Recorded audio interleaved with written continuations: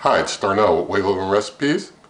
Recently I was having some issues with my Ninja Foodi Smart XL pressure cooker and steam fryer, one with the smart lid, and it wasn't getting pressure. And so I just wanted to share with you kind of what I went through in order to resolve the issue, and thank God I was able to get it resolved and keep the unit, because for a moment I was thinking, oh, I don't know if the unit after 18 months has failed on me and it's conked out, but was able to get it resolved pretty easily once I played around with some things. So I just want to share with you in case any of you run into the issue. Maybe somebody will be searching, having a similar issue with the same unit, and maybe this will help them.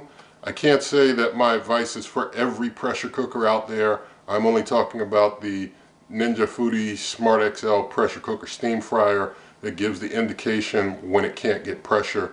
I'm not able to speak to all those others. I haven't had this issue with the others. So I'm just going to tell you my experience, and so I'll show you that now. Okay, so basically if you have this cooker, the display basically shows you when it's preheating.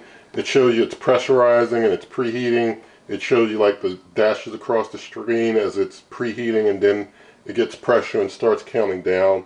If it's unable to get pressure, it's going to tell you it can't get pressure. It'll say on the screen, it'll beep, and then it'll say no pressure. It'll just stay no pressure across the screen because it can't get pressure.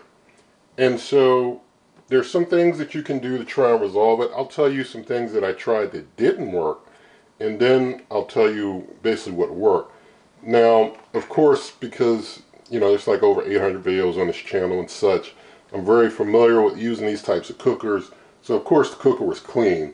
But if you aren't cleaning your cooker, I mean, come on, clean it after every use, and clean it well. And so it was clean, so that was already a given, not an issue for me.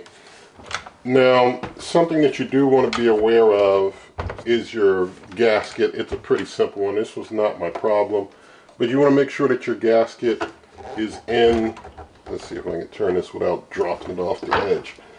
But make sure that your gasket is in there well seated, and that your gasket is not like totally worn out. Now I have two gaskets. I have a spare I just keep on hand just in case. So I was even able to test with my spare gasket to know for certain that the gasket wasn't the issue with mine not getting pressure. But having a spare gasket helps, just for that type of situation.